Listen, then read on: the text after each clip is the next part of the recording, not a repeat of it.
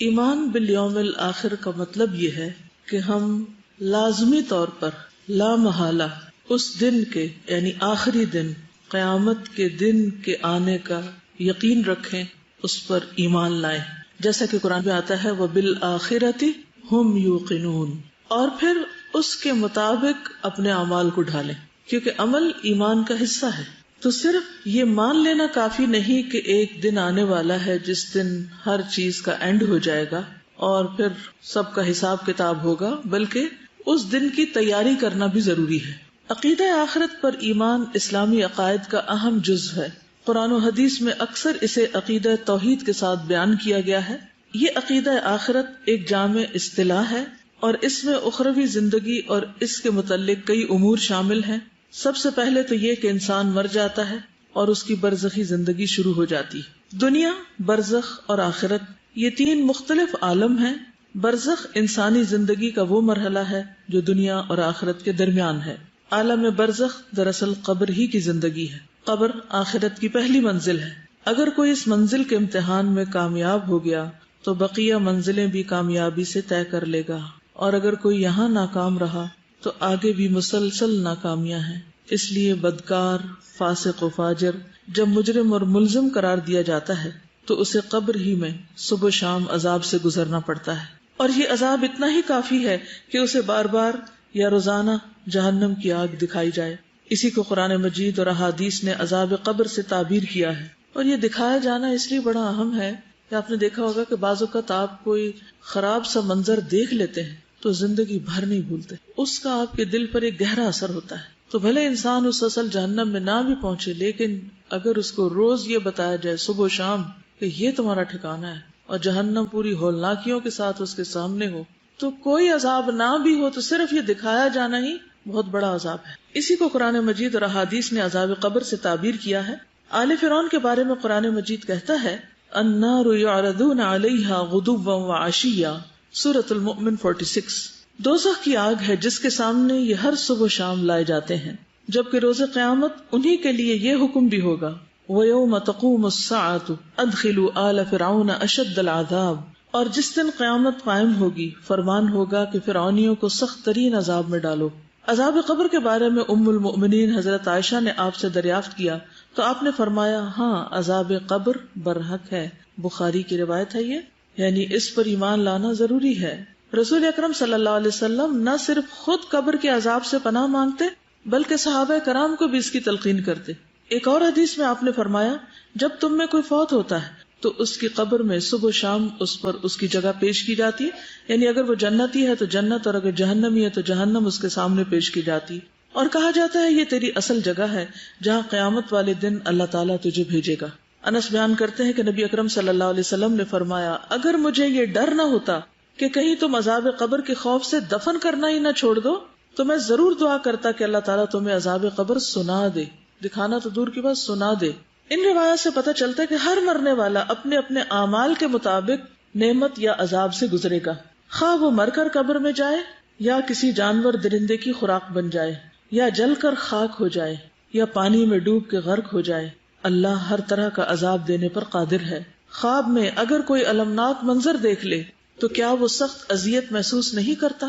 مگر دیکھنے والا یہی سمجھتا ہے کہ یہ تو سویا ہوا ہے، اسے کیا علم کہ یہ خوابیدہ شخص کتنی تکلیف سے دوچار ہے۔ اسی طرح قبر میں مردے کو بٹھانا، منکر نکیر کا اس سے سوال کرنا، پسلیوں کا آپس میں مل جانا وغیرہ سب پر ایمان لانا ضروری ہے۔ براء ابن عازب بیان کرتے ہیں کہ نبی اکرم صلی اللہ علیہ وسلم نے فرمایا یہ آیت یثبت اللہ الذین آمنوا عذاب قبر کے بارے میں نازل ہوئی۔ میت سے پوچھا جاتا ہے تیرا رب کون ہے؟ وہ کہتا ہے اللہ میرا رب ہے اور محمد صلی اللہ علیہ وسلم میرے نبی ہیں۔ اللہ تعالیٰ کے اس ارشاد سے یہی مراد ہے کہ اللہ قول ثابت کے ذریعے صاحب ایمان کو دنیا کی زندگی اور آخرت میں ثابت رکھتا ہے۔ مسلم کتاب الجنہ۔ قبر کے بارے میں آپ نے کیا سن رکھا ہے؟ آپ کے ذہن میں کیا معلومات ہے اس کے بارے میں؟ کو بتائے گا؟ یعنی جب آپ قبر کا سوچتی ہیں یا سنتی ہیں یا قبر کو دیکھتی ہیں تو پہلی بات کیا آتی ہے آپ کے ذہن میں؟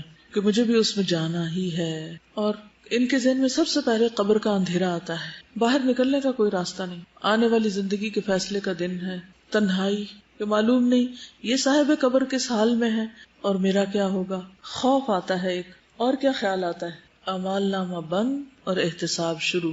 سوالوں کا جواب صحیح اسی وقت دے سکتے ہیں اگر ہم نے اس پر عمل کیا ہوگا، یعنی اس کی تیاری کی ہوگی. جدائی، دنیا سے جدائی، یعنی ایسی جگہ جہاں سے بچ کے جا سکتے ہی نہیں. بہت پہلے میں نے کسی کا ایک لیکچر سنا تھا، ایک خاتون تھی، تو انہوں نے ایک قصہ بیان کیا اپنے لیکچر میں کہ ایک شخص سے کسی نے قرضہ لیا اور وہ اس کو واپس نہیں کر رہا تھا. میں نے لے کے قرضہ بھاگ گیا، ڈیفالٹر تھا، تو وہ قبرستان کے دروازے پہ جا کے بیٹھ گیا. وہاں روز جا کے بیٹھ جاتا. کسی نے اس سے پوچھا کہ تم یہاں کیوں بیٹھتے ہو، یہاں کیا کرتے ہو؟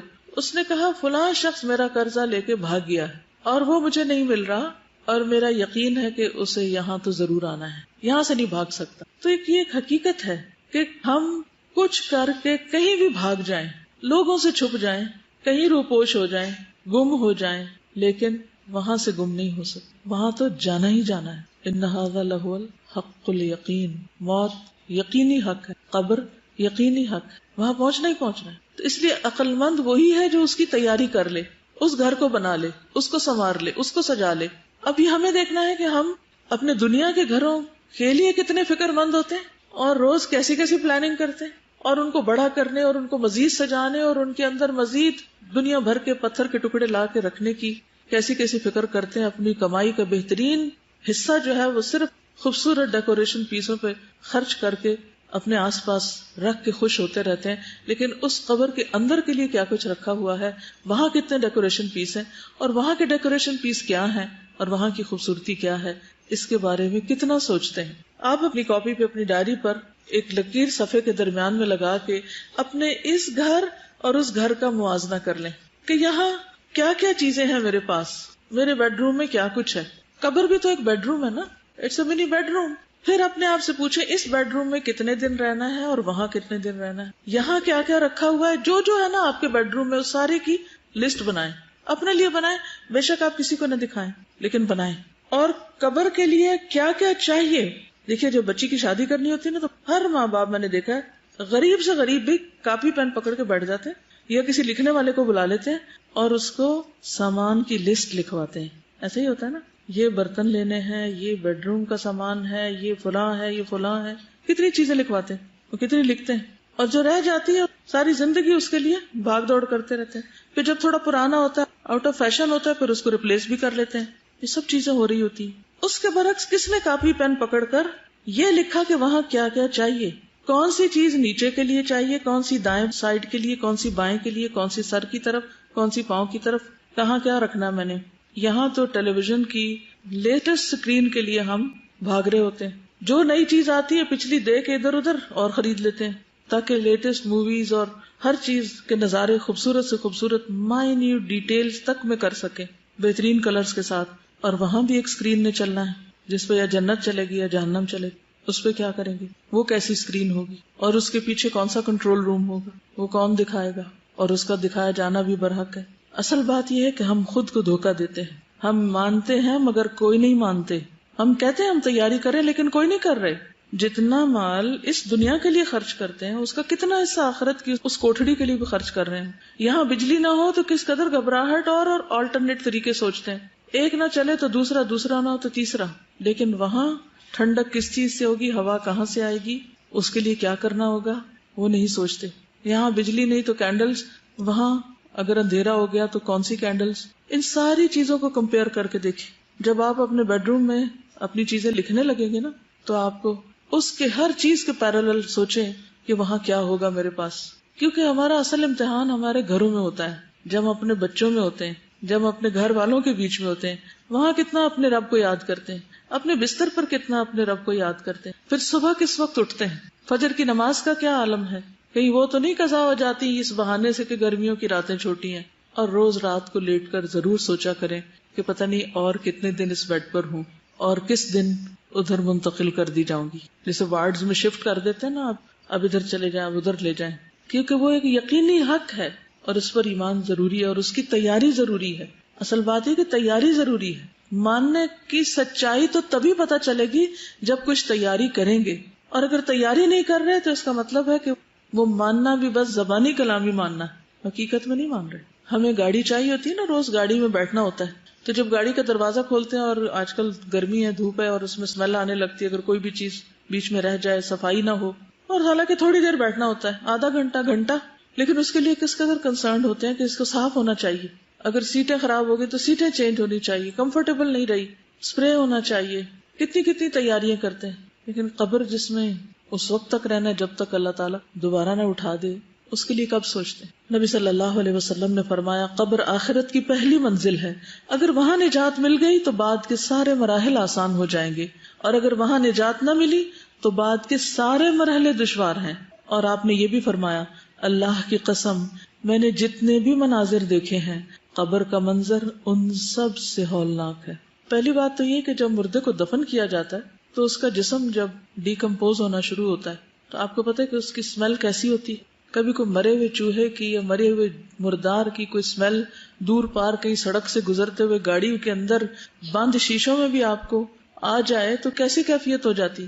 یہ جسموں کا حال ہونے والا ہے. ان جسموں کے لیے دنیا میں کیا کچھ کرتے پھر رہے ہیں، کتنے فکر مند ہیں، اور وہاں کیا حال ہونے والا ہے جبکہ کوئی عزیز ترین پیارا بھی پلٹ کے نہ دیکھے گا.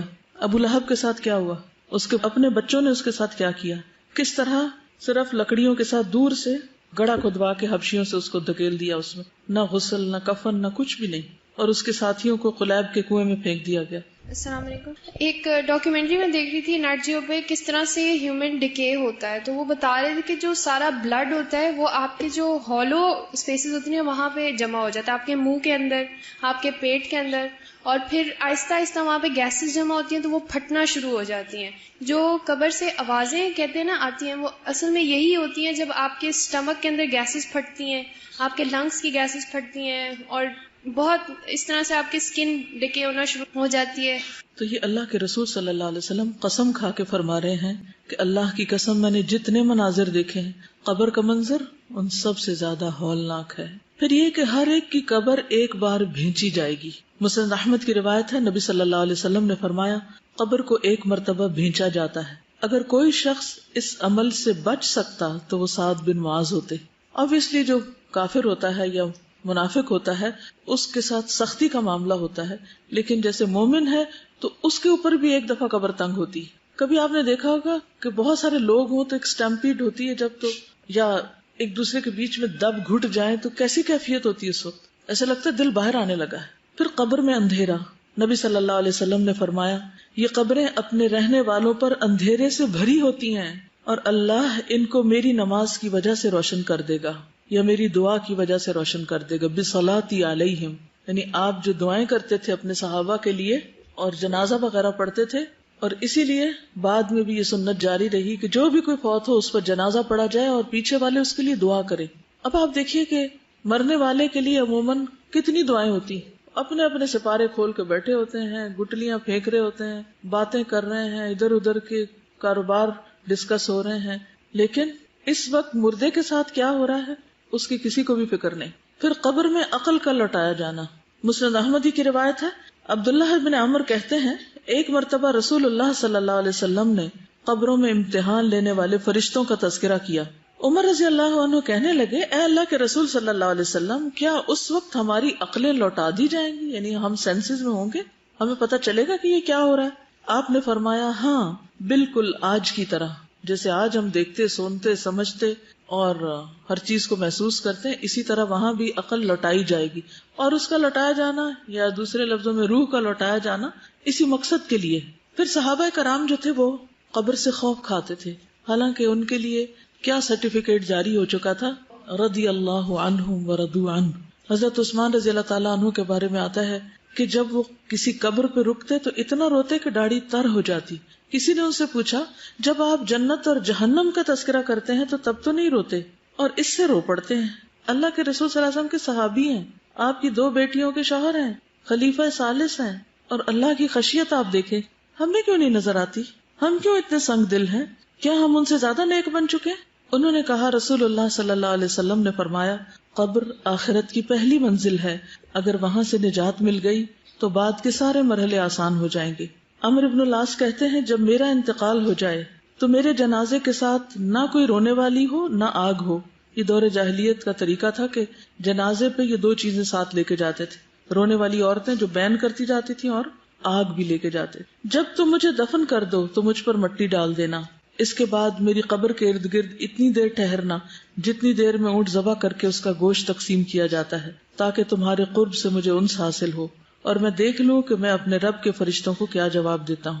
یہ دراصل ان کے فکر کو ظاہر کرتا ہے کہ انہیں کتنی فکر تھی. حالانکہ باہر والے اندر والے کے لیے کچھ نہیں کر سکتے سوائے دعا کے، لیکن انہیں اتنا یقین تھا کہ حساب بھی ہوگا اور جواب بھی دینا ہوگا. تو مومن جو ہے اس کے لیے قبر کی زندگی حساب کتاب کے بعد جب وہ 3 سوالوں کے جواب ٹھیک دے دیتا ہے تو پھر اچھی ہو جاتی ہے. قرآن مجید میں بھی آتا ہے فَأَمَّا إِن كَانَ مِنَ الْمُقَرَّبِينَ فَرَوْحٌ وَرَيْحَانٌ وَجَنَّةُ نَعِيمٍ وَأَمَّا إِن كَانَ مِنْ أَصْحَابِ الْيَمِينِ فَسَلَامٌ لَكَ مِنْ أَصْحَابِ الْيَمِينِ. اگر وہ مرنے والا مقربین میں سے ہو، اعلیٰ درجات والوں میں سے، تو اس کے لیے راحت، عمدہ رزق اور نعمتوں والی جنت ہوگی. اور اگر وہ دائیں ہاتھ والوں میں سے ہوگا، یعنی عام نیک مسلمان صالحین میں سے، تو اے دائیں ہاتھ والے لوگوں میں شامل ہونے والے یعنی اصحاب الیمین، تجھ پر سلامتی ہو. اس کو سلامتی بھیجی جائے گی. لیکن آبویسلی جو VIP ٹریٹمنٹ پہلے درجے والوں کے ساتھ ہوگا وہ دوسروں کے ساتھ نہیں. دنیا میں آپ دیکھیے کہ ہم ہر موقع پہ کیا چاہتے ہیں کہ ہمارا اچھی طرح استقبال ہو، ہمیں اچھی طرح پوچھا جائے، ہمارے ساتھ بہترین معاملہ کیا جائے. پچھلے دنوں VIP کلچر کی بات کر رہے تھے نا، تو بات یہ ہے کہ دنیا کے لیے تو ہم بہت فکر مند ہوتے ہیں اور بہت مائنڈ بھی کرتے ہیں اگر ہمارا کوئی اس طرح استقبال نہ کرے، لیکن ہم میں سے کتنوں کو فکر ہوئی کہ جنت میں استقبال کیسے ہوگا. پھر سورۃ النحل میں آتا ہے 32 الذین تتوفاہم الملائکۃ طیبین یقولون سلام علیکم سلام علیکم ادخلوا الجنۃ بما کنتم تعملون. وہ پرہیزگار جو پاک سیرت ہوتے ہیں، فرشتے ان کی روح قبض کرنے آتے ہیں تو کہتے ہیں تم پر سلام ہو، جو اچھے عمل تم کرتے رہے اس کے صلے میں جنت میں داخل ہو جاؤ. تو گویا قبر ان کے لیے کیا بن جاتی ہے؟ جنت کے باغوں میں سے ایک باغ، جنت کا ٹکڑا. نبی صلی اللہ علیہ وسلم نے فرمایا بندہ مومن جب دنیا سے رخصتی اور آخرت کے سفر پر جانے کے قریب ہوتا ہے، یعنی اب اس کے آخری دن ہوتے ہیں، آخری وقت ہوتا ہے، تو اس کی طرف آسمان سے روشن چہرے والے فرشتے آتے ہیں، گویا ان کے چہرے سورج کی طرح ہوں. ان کے پاس جنت کا کفن اور جنت کی حنوت ہوتی ہے، یعنی خوشبو. تاحد نگاہ وہ بیٹھ جاتے ہیں، ہر طرف پھیل جاتے ہیں. پھر ملک الموت اس کے سرہانے پہ آ کے بیٹھ جاتے ہیں اور وہ کہتے ہیں اے نفس مطمئنہ، اللہ کی مغفرت اور خوشنودی کی طرف چلو. چنانچہ اس کی روح اس طرح بہہ کر نکل جاتی ہے جیسے مشکیزے کے منہ سے پانی کا قطرہ بہہ جاتا ہے. ملک الموت اسے پکڑ لیتے ہیں، جیسے بچہ ڈیلیور ہوتا ہے نا تو فوراً اس کو ڈاکٹر ہاتھ پہ لے لیتے ہیں. تو اسی طرح موت کے وقت بھی جان جب پوری نکلتی ہے تو ایسے ہی جیسے ایک بیبی ڈیلیور ہو کے باہر آ گیا، روح باہر آ جاتی، اور اس کو لینے کے لیے ملک الموت آگے ہاتھ بڑھاتے ہیں اور پھر فوراً آگے فرشتوں کو دے دیتے ہیں جس قسم کا وہ شخص ہوتا ہے. اور دوسرے فرشتے پلک جھپکنے کی مقدار بھی اس کی روح کو ملک الموت کے ہاتھ میں نہیں رہنے دیتے، فوراً اس سے آگے لے لیتے ہیں، بلکہ ان سے لے کر اسے کفن میں لپیٹ کر اس پر لائی ہوئی حنوت مل دیتے ہیں، اور اس کے جسم سے ایسی خوشبو آتی ہے جیسے مسک کا ایک خوشگوار جھونکا جو زمین پر محسوس ہو سکے. پھر فرشتے اس روح کو لے کر اوپر چڑھ جاتے ہیں. مجھے بالکل ہسپتال کا منظر نظر آ رہا ہے، جب کبھی شاید آپ کو موقع ملا ہو کسی ڈیلیوری کو دیکھنے کا، کہ جیسے جو ہی بیبی باہر آتا ہے تو فٹافٹ اس کو آگے دے دیا جاتا ہے نرسز کو، اور پھر اس کے بعد اس کو لپیٹ دیا جاتا ہے اور فوراً اس کی ٹیک کیئر کی جاتی ہے کہ اب آگے اس کے ساتھ کیا کرنا ہے. اگر اس کو سانس نہ آ رہا ہو یا جو بھی حسب ضرورت اس کو نیکسٹ لیول کی مدد دی جا رہی ہوتی. تو یہ دنیا میں آمد کا وقت ہوتا ہے اور اسی قسم کا اس کی رخصتی کا وقت ہوتا ہے جب روح واپس جا رہی ہوتی ہے. مومن کی روح جب نکلنے والی ہوتی ہے تو وہ اللہ سے ملاقات کو پسند کرتا ہے. نبی صلی اللہ علیہ وسلم نے فرمایا مومن کو جب موت آتی ہے تو اسے اللہ کی خوشنودی اور اس کے ہاں اس کی عزت کی خوشخبری دی جاتی ہے. اس وقت مومن کو کوئی چیز اس سے زیادہ عزیز نہیں ہوتی جو اس کے آگے ہوتی ہے، اس لیے وہ اللہ سے ملاقات کا خواہش مند ہو جاتا ہے اور اللہ بھی اس کی ملاقات کو پسند کرتا ہے. اس کے برعکس جو منافق یا کافر ہوتا ہے اس کو جو پتہ چلتا ہے کہ بھیانک فرشتے اس کی خبر لینے آئے ہیں، بھیانک شکلوں والے، تو پھر اس کی روح بھاگتی ہے، نکلنا نہیں چاہتی، ریزسٹ کرتی ہے اور وہ اللہ سے ملاقات کو ناپسند کرتا ہے. کیوں؟ کیونکہ اب وہ ظاہر ہے کہ ایک مجرم کی حیثیت سے وہ جا کے کھڑا ہوگا تو کیسے منہ دکھائے. جیسے کوئی مجرم رنگے ہاتھوں پکڑ لیا جائے تو وہ کیا چاہتا ہے، اس کو آگے لے جایا جائے؟ نہیں، وہ بھاگنے کی کوشش کرتا ہے، ریزسٹ کرتا ہے، بچنے کی، چھپنے کی، ادھر ادھر ہونے کی. یہی کیفیت اس شخص کی ہوتی ہے. پھر آسمان والوں کا نیک روح کو مسلسل مرحبا کہنا. فرشتے مومن کی روح کو آسمان کی طرف چڑھا لے جاتے ہیں. آسمان کا دروازہ کھلتا ہے, پوچھا جاتا ہے یہ کون ہے؟ کہا جاتا ہے فلاں شخص ہے. وہ کہتے ہیں مرحبا پاک نفس جو پاک بدن میں تھا. پاک نفس پاک بدن میں تزکیہ ہو چکا تھا اس کا, اور وہ پاکیزہ بدن میں تھا, صاف ستھرا, کلین. داخل ہو جاؤ اے قابل تعریف اور خوش ہو جاؤ اللہ کی رحمت سے اور خوشبو سے, یعنی خوشبوئیں ہیں اس کے لیے, اور اس مالک سے جو تجھ پر ناراض نہیں ہے. برابر اسے یہی کہا جاتا ہے یہاں تک کہ روح اس آسمان تک پہنچتی ہے جہاں اللہ عز و جل ہے, یعنی علیین تک اس کو سب سے بلند جگہ تک پہنچا دیا جاتا ہے. ہر آسمان کے فرشتوں کا اگلے آسمان تک روح کو چھوڑنے جانا, یعنی اسکارٹ کرتے ہیں اس کو پیچھے سے, یعنی صرف چھوڑ نہیں دیتے بلکہ آگے تک پہنچا کے آتے ہیں, اتنے خوش ہوتے ہیں. فرشتے اس روح کو لے کر اوپر چڑھ جاتے ہیں, اور فرشتوں کے جس گروہ پر بھی ان کا گزر ہوتا ہے وہ گروہ پوچھتا ہے کہ یہ پاکیزہ روح کون ہے.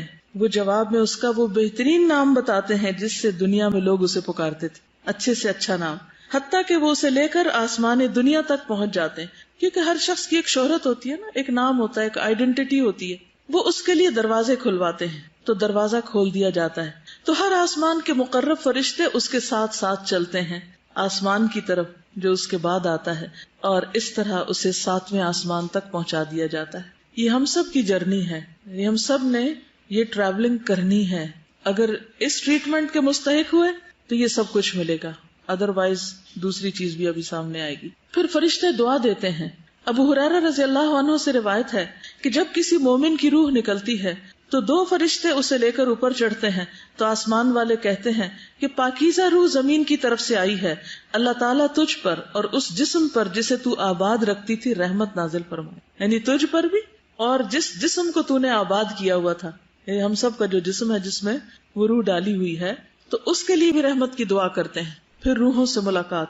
فرشتے نیک روح کو اہل ایمان کی ارواح کے پاس لاتے ہیں, یعنی روح جا کر باقی روحوں سے ملاقات کرتی اور وہ اس روح سے خوش ہوتے ہیں, اس سے زیادہ جو کہ تم کو کسی بچھڑے ہوئے شخص کی آمد سے ہوتی. یعنی آپ کسی شخص سے محبت کرتے ہوں اور ایک لمبے عرصے کے بعد اس سے مل رہے ہیں, تو وہ نیک روحیں پہلے سے جو وہاں موجود ہوتی جن سے ہم محبت کرتے ہیں تو وہ بھی ہم سے محبت کرتے ہیں, اور پھر ان سے جا کر وہ ملتی ہیں. وہ نیک روحیں اس سے پوچھتی ہیں نئی آنے والی روح سے کہ فلاں کا کیا ہوا, فلاں کا کیا ہوا, فلاں نے کیا کیا, وہ کس حال میں ہے. یعنی پیچھے اپنے رشتہ داروں یا جان پہچان والوں کا حال پوچھتے ہیں. فَيَقُولُونَ دَعُوهُ فَإِنَّهُ كَانَ فِي غَمِّ الدُّنْيَا. پھر وہ ارواح کہتی ہیں تم ابھی ٹھہر جاؤ, اس کو چھوڑ دو, یہ دنیا کے غم میں مبتلا تھا.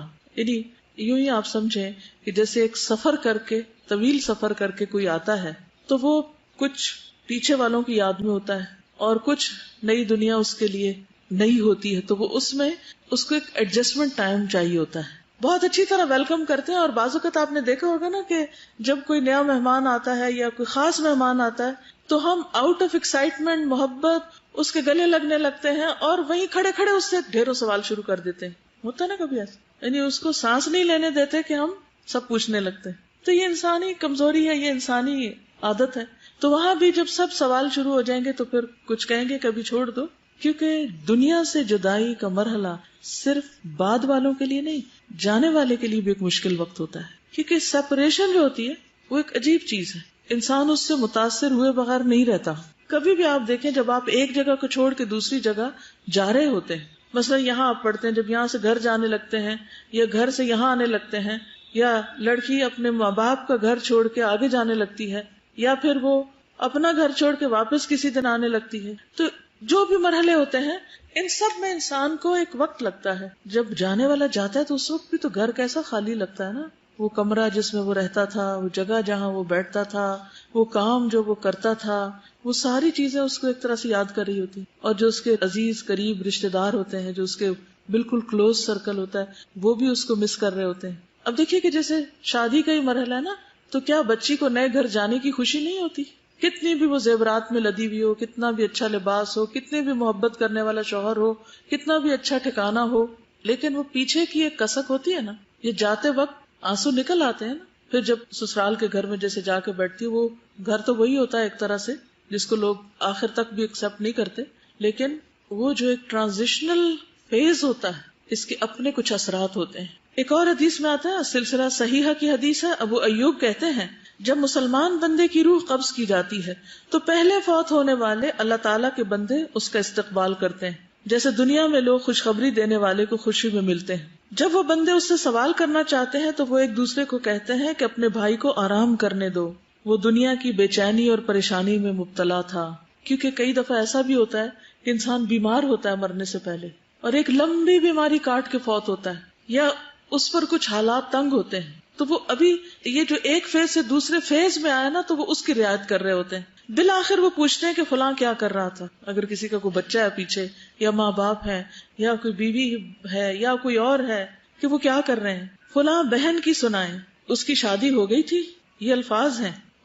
ما فعلت فلانۃ هل تزوجت. جب وہ کسی ایسے آدمی کے بارے میں سوال کرتے ہیں جو اس سے پہلے مر چکا ہوتا ہے، اور وہ جواب دیتا ہے کہ وہ تو مجھ سے پہلے مر چکا، وہ بہن تو دنیا سے پہلے مر کے جا چکی، وہ تو مجھ سے پہلے آ گئی تھی، تو وہ کہتے ہیں انا للہ و انا الیہ راجعون. وہ یہاں نہیں پہنچی، وہ یہاں نہیں آئی، کیونکہ ہر آنے والے کا ان کو پتا ہوتا ہے کون کون آ گیا. اس کا مطلب یہ ہوا کہ وہ اپنے ٹھکانے جہنم میں چلا گیا، وہ دوسری روحوں کے پاس چلا گیا. وہ برا ٹھکانہ ہے، بری پرورش گاہ ہے. اللہ تعالیٰ کے ان بندوں پر ان کے نیک اعمال پیش کیے جاتے ہیں. جب وہ اچھا عمل دیکھتے ہیں تو خوش ہو جاتے ہیں اور کہتے ہیں اے اللہ، یہ تیری اپنے بندے پر نعمت ہے، تو اس کو پورا کر دے. اور جب وہ برا عمل دیکھتے ہیں تو کہتے ہیں اے اللہ، اپنے بندے پر رجوع کر. پھر روح کو آسمان سے دوبارہ نیچے لایا جاتا ہے قبر کے حساب کتاب کے لیے. اب آپ کہتے ہوں گے کہ چند گھنٹے بعد تو دفنا دیا جاتا ہے، تو اتنی دیر میں واپس کہاں سے آتا ہے؟ نبی صلی اللہ علیہ وسلم کتنی دیر میں واپس آ گئے تھے آسمان سے؟ چند گھنٹوں کی بات تھی. مسند احمد کی روایت ہے، جب روح کو 7ویں آسمان تک لے جایا جاتا ہے تو اللہ تعالیٰ فرماتے ہیں میرے بندے کا نامہ اعمال علیین میں لکھ دو اور اسے واپس زمین کی طرف لے جاؤ، کیونکہ میں نے اپنے بندوں کو زمین کی مٹی ہی سے پیدا کیا، اسی میں لوٹاؤں گا اور اسی سے دوبارہ نکالوں گا. چنانچہ اس کی روح جسم میں واپس لوٹا دی جاتی. اب پھر اٹھا کے اس کو بٹھایا جاتا ہے اور اگلے مرحلے اب آتے ہیں. نبی صلی اللہ علیہ وسلم فرمایا کرتے تھے کہ میت جب چارپائی پہ رکھی جاتی اور لوگ اسے کندھوں پر اٹھاتے ہیں، ابھی پہلے تو روح کی بات ہو رہی تھی نا، وہ وہاں گئی، اور اب جسم کی بات ہو رہی، کہ جب اس کو کندھوں پر اٹھاتے ہیں اس وقت اگر وہ مرنے والا نیک ہوتا ہے تو کہتا مجھے جلدی لے چلو. نبی صلی اللہ علیہ وسلم نے فرمایا جب آدمی قبر میں رکھا جاتا ہے اور دفن کر کے لوگ اس سے پیٹ موڑ کے رخصت ہوتے ہیں تو وہ ان کے جوتوں کی آواز سنتا ہے، کیونکہ بائی دا ٹائم روح واپس جسم میں آ چکی ہوتی اور وہ سن رہا ہوتا ہے. تو قبر میں دفنائے جانے کے بعد وہ باہر کے قدموں کی آواز سن رہا ہوتا ہے. پھر قبر کا وسیع اور روشن ہونا. ابو ہریرہ سے روایت ہے رسول اللہ صلی اللہ علیہ وسلم نے فرمایا مومن شخص اپنی قبر میں سبز باغیچے میں ہوتا ہے، اس کو گرینری فیل ہوتی ہے، تو اس کے لیے اس کی قبر کو 70 ہاتھ کشادہ کر دیا جاتا ہے، یعنی اس کو فیل ایسے ہوتا ہے کہ جیسے وہ کھلی جگہ پر ہے، اور اس کے لیے 14ویں کے چاند کی طرح روشنی کر دی جاتی، اچھی سی لائٹ اس کو مل جاتی، ٹھنڈی ٹھنڈی روشنی ہوتی. اور رات کے وقت اگر آپ چاند کی روشنی میں سبز اپنے باغ میں نکل کے دیکھیں تو کچھ ایسا ہی منظر محسوس کریں. پھر قبر میں نیک اعمال کا مومن کی حفاظت کرنا. اب کون آ جاتا ہے؟ وہ جو بیڈ روم کی بات کی تھی نا میں نے سجانے کی. نبی صلی اللہ علیہ وسلم نے فرمایا میت کو جب اس کی قبر میں رکھا جاتا ہے تو وہ ان کے پلٹ جانے کے وقت ان کے جوتوں کی آواز سنتا ہے. سو اگر وہ مومن ہوتا ہے تو نماز اس کے سرہانے ہوتی. اب امیجن کرتے جائیں، نماز اس کے سرہانے ہوتی، روزہ اس کی دائیں طرف ہوتا ہے، زکوٰۃ اس کی بائیں طرف ہوتی، دیگر نیک کام صدقہ، نماز، نیکی اور لوگوں سے اچھائی اس کے دونوں پاؤں کے پاس ہوتے ہیں. یعنی نفل نمازیں، نفل صدقات اور لوگوں کی خیر خواہی، امر بالمعروف نہی عن المنکر، اور ان کے ساتھ کسی بھی ان کو کھانا کھلانا، کوئی بھی اچھا کام ان کے ساتھ کرنا، یہ جتنے بھی اچھے اچھے کام ہیں وہ پاؤں کی طرف ہوتے، یعنی فرائض اوپر کی طرف اور وہ پاؤں کی طرف. سو اس کے پاس اس کے سرہانے کی طرف سے آیا جاتا ہے، یعنی کوئی بلا آنے لگتی ہے تو نماز کہتی ہے میری طرف سے آنے کا راستہ نہیں. پھر اس کے دائیں طرف سے آیا جاتا ہے تو روزہ کہتا ہے میری طرف سے آنے کا راستہ نہیں. پھر اس کے بائیں طرف سے آیا جاتا ہے تو زکوٰۃ کہتی ہے میری طرف سے آنے کا راستہ نہیں. پھر اس کے دونوں پاؤں کی طرف سے آیا جاتا ہے تو نیک اعمال، صدقہ اور نماز اور نیکی اور لوگوں سے حسن سلوک کہتے ہیں ہماری طرف سے آنے کا راستہ نہیں. طبرانی کی روایت میں ہے آدمی کے پاس اس کی قبر میں آیا جاتا ہے، بس جب اس کے سرہانے کی جانب آیا جاتا ہے تو اس کی قرآن مجید کی تلاوت دھکیل دیتی. تو اس سے پتہ چلتا ہے کہ نماز کے علاوہ قرآن کی تلاوت بھی سر کی طرف ہے. جب اس کے دونوں ہاتھوں کی طرف یعنی سائڈ سے آیا جاتا ہے تو اس کو صدقہ دھکیل دیتا ہے. جب اس کے پاؤں کی جانب سے آیا جاتا ہے تو اس کا مسجد کی طرف جانا اسے دھکیل دیتا ہے، یعنی پاؤں سے جو نیک کام کیے ہوتے ہیں چل کر. تو اس میں کنٹراڈکشن نہیں، اس میں ایڈیشن ہے، یعنی وہ چیزیں بھی ہیں اور اس پر مزید یہ نیکیاں بھی ہیں. کچھ تو ہوتی ہے نا کہ جیسے ایک دیوار ہوتی ہے، پھر اس کے اوپر اس کا پینٹ اور اس کے خوبصورتی اور ڈیکوریشن، تو اسی طرح کچھ چیزیں تو سالڈ نیکیاں ہیں جیسے فرائض ہیں، پھر اس کے بعد جو نوافل وغیرہ ہیں وہ اس کو اور ڈیکوریٹ کر دیتے ہیں. پھر مومن کا نماز کی فکر کرنا، قبر میں بھی نماز کی فکر کرتا ہے. قبر میں دفن کرنے کے بعد اس سے کہا جاتا ہے کہ بیٹھ جاؤ، سٹ ڈاؤن، سو وہ بیٹھ جاتا ہے. اس کے لیے سورج کی شکل بنا دی جاتی ہے گویا کہ وہ غروب ہونے کے قریب ہے. جیسے میں اسکرین کی بات کی نا، تو اس کو ایسا منظر دکھایا جاتا ہے جیسے سورج ڈوبنے لگا ہو. معلوم نہیں آپ شام کے وقت مغرب سے پہلے جب دعائیں پڑھتے ہیں تو سورج دیکھتے ہیں کہ نہیں باہر نکل کے، یا اللہ کو کتنا یاد کرتے ہیں، لیکن اس وقت اگر آپ سورج دیکھیں تو یہ سوچا کریں کہ قبر میں بھی اسی طرح سورج دکھایا جائے گا ڈوبنے کے قریب قریب. تو اس کو کہا جاتا ہے تمہارا اس شخص کے بارے میں کیا خیال ہے جو تمہاری طرف بھیجا گیا، یعنی سوال جواب شروع ہوتے ہیں. تم اس کے بارے میں کیا کہتے ہو، کیا گواہی دیتے ہو؟ وہ کہتا ہے مجھے چھوڑ دو، میں نماز پڑھ لوں. کیا ہم دنیا میں یہ کرتے ہیں کہ کام چھوڑ کے کہیں ذرا چھوڑ دو مجھے، میں پہلے نماز پڑھ لوں؟ تو بچے تنگ کر رہے ہوں، کوئی اور کام ہو. ہم تو الٹا کیا کرتے ہیں، اچھا ایک کام کر لوں پھر ذرا نماز پڑھیں گے، اور اٹھتے اٹھتے بھی ادھر ہاتھ مار ادھر مار، وہ بھی کر وہ بھی کر، اور آخر وقت کر دیتے ہیں. جبکہ مومن اس سے برعکس ہوتا ہے، وہ کہتا ہے چھوڑو مجھے، پہلے میں نماز پڑھ لوں پھر باقی باتیں بعد میں کریں گے. کیا کسی کے لمبے فون پر آپ نے کبھی کہا کہ ذرا میں نماز پڑھ لوں؟ کسی ملاقاتی کو آپ نے معذرت کی کہ میں ذرا نماز پڑھ لوں پھر آپ سے بات کرتا ہوں؟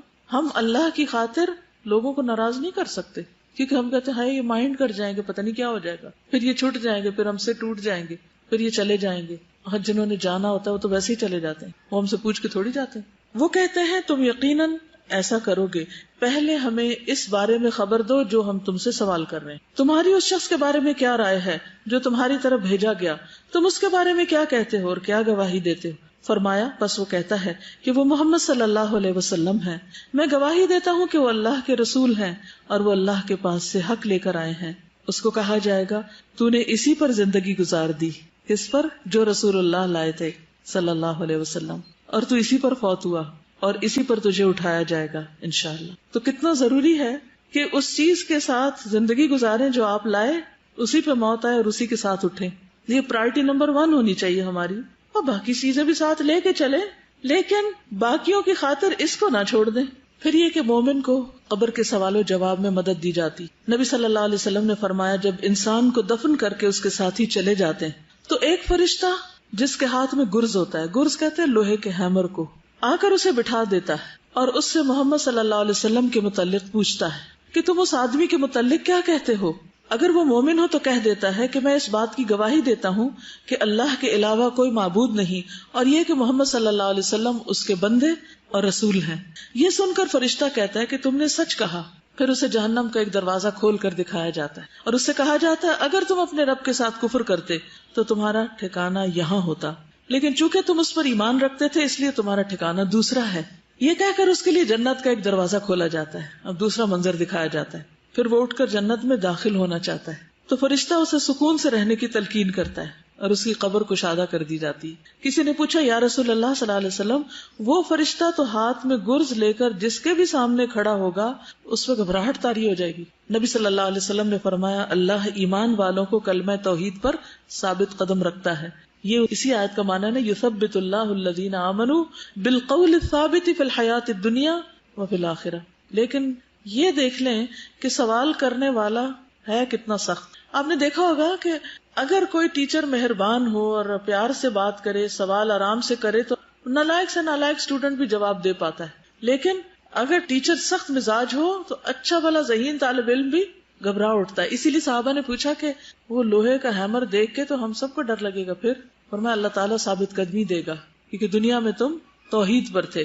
اگر ہم سو کے بھی اٹھتے ہیں یا پھر ہم بہت گہری نیند سوئے ہوں، کوئی ہمیں اچانک سے اٹھا دے تو ہم لوگوں بالکل ہوش ہی نہیں ہوتا کہ ہم سے کیا بات پوچھی جا رہی ہے، ہم جواب ہی نہیں دے پاتے. سوال شروع کر دے، یعنی وہ کوئی اور بات کرنا بھی چاہتے کہ نہیں سوال کا جواب دو. اس کو تھوڑا سا آپ سمجھ سکتے ہیں کہ اگر کسی کا ایسا ایکسپیرینس ہوا کہ رات سوتے وقت کسی کے گھر میں چور داخل ہو گئے بندوقوں کے ساتھ یا کوئی اسلحے کے ساتھ، تو ان کی گھبراہٹ کا کیا عالم ہوگا. اکثر ایسے وہم بھی آ جائے نا، کسی کو خیال بھی آ جائے رات کو سوتے وقت کہ کیا پتا کوئی ایسا نہ داخل ہو جائے تو کیا بنے گا. کبھی خیال آیا آپ کو؟ یعنی چور ایک ایسی چیز ہے یا ڈاکو کہ جس سے ہر ایک کو ڈر لگتا ہے. تو کسی ایسے منظر، کسی ایسے واقعے کو اگر آپ دل میں لا کے اس کیفیت کو محسوس کریں تو شاید سمجھ میں آئے. ابھی پچھلے ہفتے ہمارے ساتھ والے گھر میں ڈاکہ پڑا، رات کو 2-2:30 بجے جو تھے وہ آ گئے ان کے یہاں. اور یہ دیکھیے کہ اب جو ہو رہا ہے نا کہ قبر میں کوئی کسی کی ہیلپ نہیں کرے گا. اب ہم بالکل ساتھ ہیں اور ہمیں نہیں پتا، اور میں بستر پہ لیٹے ہوئے فائرنگ کی آواز سن رہی تھی کہ فائرنگ ہو رہی ہے، اور بڑے کلوزلی پتا چل رہا تھا، لیکن یہ نہیں پتا چل رہا تھا کہاں ہو رہی ہے. اور اب جو ثابت قدمی والی بات ہے کہ ایسے موقع پر آدمی شکر اس بات پہ کرتا ہے کہ ہوا یہ کہ یہ کافی افراد، 10 افراد تھے گھر میں سب لوگ. تو یہ نیچے سے جب یہ اوپر جا رہے تھے کچھ لوگوں کو لے کر، تو ایک لڑکی جو بیٹھی تھی اس نے سامنے سے کچھ بھانپ لیا اور دوڑ کے وہ باتھ روم میں گھس گئی اور اس نے لاک کر لیا.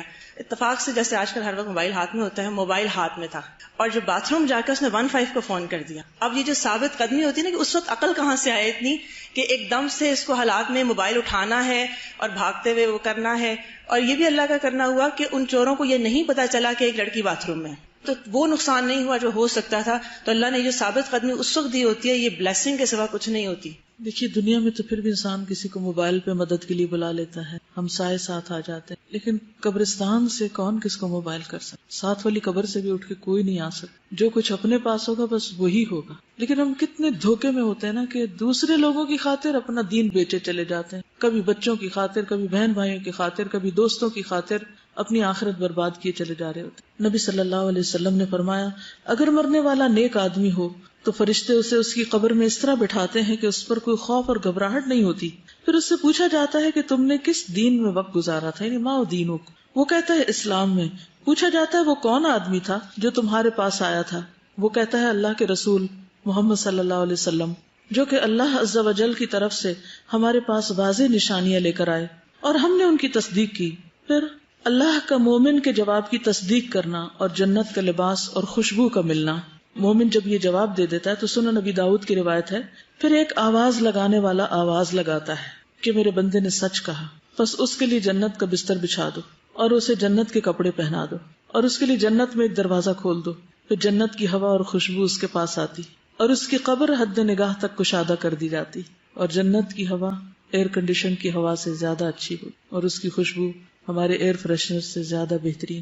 ایک فوبیا ہوتا ہے نا کہ جب آپ کہیں چھوٹی جگہ پہ ہوتے ہو تو ایک دم سے آپ کو گھبراہٹ ہوتی ہے. مجھے تھوڑا سا وہ ہوتا ہے، تو جب گاڑی میں بھی میں کئی دفعہ ہوتی ہوں نا تو مجھے وہ شروع ہو جاتا ہے ہونا. تو جب بھی میں قبر کے بارے میں سوچتی ہوں میں ہمیشہ یہی سوچتی ہوں کہ ایک پیرالائزڈ انسان ہے اور وہ کلاسٹروفوبک ہے، اور اس کو ایسی جگہ پہ آپ بند کر دیں تو اس کی جو دہشت ہوگی نا وہ قبر سے کوئی نہیں کر سکتا. بالکل، لیکن اس میں وسعت اور اس میں ہوائیں اور خوشبوئیں اور اچھا لباس، یہ سب اس کے لیے ہے جس کے جواب درست ہوں گے. اگر ہم غور کریں تو دیکھیں کہ اللہ تعالیٰ ہم سب کو وقتاً فوقتاً ڈیتھ کا ایکسپیرینس کرواتے ہیں خواب کی صورت میں. یعنی خواب میں جب ہم کبھی بھیانک خواب دیکھتے ہیں اور پھر اب شکر ادا کرتے ہیں جب ہماری آنکھ کھلتی ہے، تو میں یہ سوچتی ہوں کہ اس وقت تو ہماری آنکھ نہیں کھلے گی، ہم اسی طرح سب کچھ فیل کر رہے ہوں گے جیسے ہم خواب کی صورت میں. بالکل. کیوڑا سالٹ مائنز جانے کا اتفاق ہوا تو وہاں ہم 4000 فیٹ جو ہے اس کی ڈیپتھ میں گئے. وہاں آپ امیجن کریں اتنی ٹھنڈی ہوا تھی اور گیٹ سے داخل ہوتے ہی ایسا لگ رہا تھا کہ نیچے کئی اے سی لگے ہوئے ہیں، اور وہاں 18 ڈگری سینٹی گریڈ رہتا ہے سردی گرمی میں، اور جو ہے نا اتنا وہ فریش ایئر تھی کہ لگ نہیں رہا تھا کہ ہم اتنی گہرائی میں ہیں. تو وہاں جب ہم گئے تو 3 گھنٹے ہم نے وہاں اسٹے کیا اور کسی کے موبائل پہ کوئی کال نہیں آئی. تو پہلا خیال مجھے جو آیا کہ جب اس پہاڑ کی گہرائی میں ہمیں کوئی کال نہیں آئی تو قبر میں تو پھر قطعاً کوئی کال نہیں آئے گی. لیکن اگر قبر اتنی ٹھنڈی ہو اور وہ سب طرف نمک اور اتنا خوبصورت ماحول ہو تو پھر باہر سے کالز کی ضرورت بھی ہوئے گی. یہ بھی تو اللہ کی نشانیوں میں سے ایک نشانی ہے کہ اللہ تعالیٰ یہ چیزیں دکھاتا ہے کہ زمین کے اندر کی فضا کو وہ جیسے چاہے بدل دے. یعنی اگر نمک کی یہ کان ایک مستقل ایسی کیفیت میں کہ 18 ڈگری تک ہی وہ رہتا ہے ٹیمپریچر اور ٹھنڈی ہوائیں، اور تو قبر بھی تو زمین کے نیچے ہوتی ہے، جس کے لیے اللہ چاہے ویسی ہوائیں وہاں بھی چلا دے. یعنی مشکل نہیں ہے، ناممکن نہیں ہے. یہ سب چیزیں جو بتائی گئی ہیں ان کو ماننا ضروری ہے، یہ ایمان کا حصہ ہے کہ ایسا ہوگا، کیونکہ اگر یہ مانا نہ جائے تو عمل بھی نہیں بدلتے. اور شیطان کی یہ بہت کوشش رہی ہے کہ لوگوں کے دل میں اس کے بارے میں طرح طرح کے وسوسے اور شکوک و شبہات ڈال کر اس کو لوگوں پر مبہم بنا دے، ایمان کو کمزور کر دے. لیکن جو بات صحیح احادیث سے پتہ چل رہی ہو اس کو کیسے جھٹلا سکتے. پھر نیک اعمال کا قبر کی تنہائی کو دور کرنا. نبی صلی اللہ علیہ وسلم نے فرمایا کہ مومن کے پاس ایک خوبصورت لباس اور انتہائی عمدہ خوشبو والا ایک آدمی آتا ہے اور اس سے کہتا ہے تمہیں خوشخبری مبارک، یہ وہی دن ہے جس کا تم سے وعدہ کیا جاتا تھا. وہ اس سے پوچھتا ہے کہ تم کون ہو؟ تمہارا چہرہ ہی خیر کا پتہ دیتا ہے. وہ جواب دیتا ہے میں تمہارا نیک عمل ہوں. اس پر وہ کہتا ہے کہ اے میرے رب، قیامت ابھی قائم کر دے تاکہ میں اپنے اہل خانہ اور مال میں واپس لوٹ جاؤں، یعنی سب سے جا ملوں. پھر صدقہ کا قبر کی آگ بجھانا. عقبہ بن عامر سے مروی ہے کہ نبی صلی اللہ علیہ وسلم نے فرمایا، صدقہ کرنے والوں کی قبروں سے حرارت بجھاتا ہے، اور مومن روز قیامت اپنے صدقے کے سائے میں ہوگا.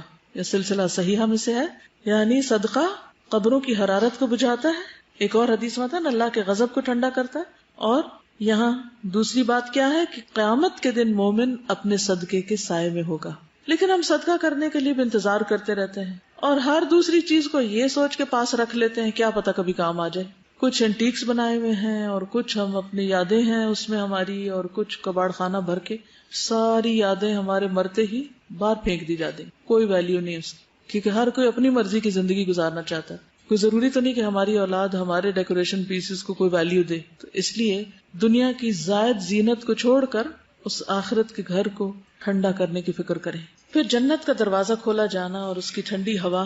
سوال و جواب کے بعد پھر اس کے لیے جنت کے دروازوں میں سے ایک دروازہ کھول دیا جاتا ہے، اور اس سے کہا جاتا ہے یہ تیرا جنت میں ٹھکانہ ہے، اور جو اللہ تعالیٰ نے تیرے لیے اس میں تیار کیا ہے. تو اس کے رشک اور خوشی میں اضافہ ہو جاتا ہے. پھر اس کے لیے جہنم کے دروازوں میں سے ایک دروازہ کھولا جاتا ہے، اور اس سے کہا جاتا ہے اگر تو نے نافرمانی کی ہوتی تو یہ تیرا ٹھکانہ ہوتا، اور جو اللہ نے اس میں تیرے لیے تیار کیا ہوا ہے تو اس کی خوشی اور سرور میں اضافہ ہو جاتا ہے. پھر اس کے لیے اس کی قبر 70 ہاتھ فراخ کر دی جاتی ہے، اور اس میں اس کے لیے روشنی کر دی جاتی ہے، اور روشنی کا ذکر بھی آپ نے پڑھا. پھر روح کا سبز پرندوں میں ڈالا جانا، یعنی جو شہداء کی روح ہے خاص طور پر.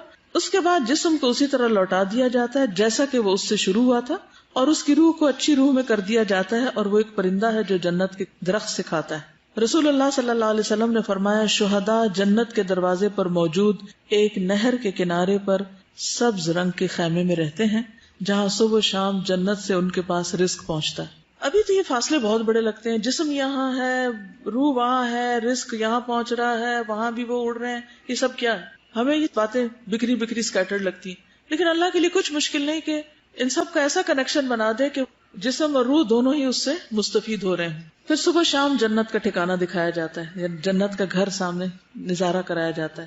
ہمارے ملک میں تو ایسا نہیں، لیکن کینیڈا میں ایسا ہوتا ہے کہ جب آپ کو کوئی گھر خریدنا ہوتا ہے، آپ پراپرٹی ڈیلر کے پاس جاتے ہیں، ریئل اسٹیٹ کے پاس، تو وہ آپ کو انٹرنیٹ پہ گھروں کے لنک دے دیتے ہیں کہ کس رینج میں آپ کو خریدنا ہے. پھر آپ ان کو پورا اس کے اندر 3D کی شکل میں یا مختلف تصویروں کے ساتھ اس کو پورا اندر سے وزٹ کر لیتے. پھر اس کے بعد یہ کہ سارے مل بیٹھتے ہیں، پھر دیکھتے ہیں اچھا ونڈوز ایسی ہیں، انٹرنس ایسی ہے، فلور ایسا ہے، چھت ایسا ہے، باہر ایسا ہے، ادھر ایسا ہے. ہر ایک ایک چیز اس میں اس اسکرین اس ونڈو کے تھرو سب دیکھی جا رہی ہوتی، اور وہ دنیا کے کسی بھی حصے میں بیٹھ کے آپ دیکھ سکتے ہیں. یہ اگر انسانوں نے دنیا میں اپنے گھروں کے لیے سسٹم کر رکھا ہے کہ اس گھر کو خریدنے سے پہلے آپ اس میں گھوم پھر کے دیکھ لیں، کیونکہ سائٹ پہ جانا تو مشکل ہوتا ہے، بعض اوقات سبھی مصروف ہیں، یا دور دور فاصلے ہوتے ہیں، یا آپ کو ایک سٹی سے دوسری میں موو ہونا ہے اور آپ رینٹ پہ لے رہے ہیں گھر تو بھی آپ دیکھنا چاہتے ہیں، تو آپ اس اسکرین پہ سب کچھ دیکھ سکتے ہیں کہ آپ کہاں جانے والے ہیں. تو یہاں بھی آپ دیکھیے کہ مرنے کے بعد قبر میں آخری گھر جو ہے جنت کا گھر، اس کی بھی سیر کرائی جاتی کہ یہ ہے تمہارا گھر. اسی لیے قیامت کے دن جب جنت میں جائیں گے تو آتا نا کہ عرفہا لہم، وہ جنت جس کی اللہ نے ان کو پہلے سے پہچان کرا دی، ان کو پتا ہے کہ وہ ان کا گھر کون سا ہے. رسول اللہ صلی اللہ علیہ وسلم نے فرمایا جب تم میں سے کوئی آدمی مر جاتا ہے تو صبح و شام اس کا ٹھکانہ اس پر پیش کیا جاتا ہے. اگر وہ جنت والوں میں سے ہے تو جنت والوں کا مقام، اور اگر دوزخ والوں میں سے ہوتا ہے تو دوزخ والوں کا مقام اسے دکھا دیا جاتا ہے، اور اس سے کہا جاتا ہے کہ یہ تیرا ٹھکانہ ہے جب تک کہ اللہ تعالیٰ قیامت کے دن تجھے اٹھا کر اس جگہ نہ پہنچا دے.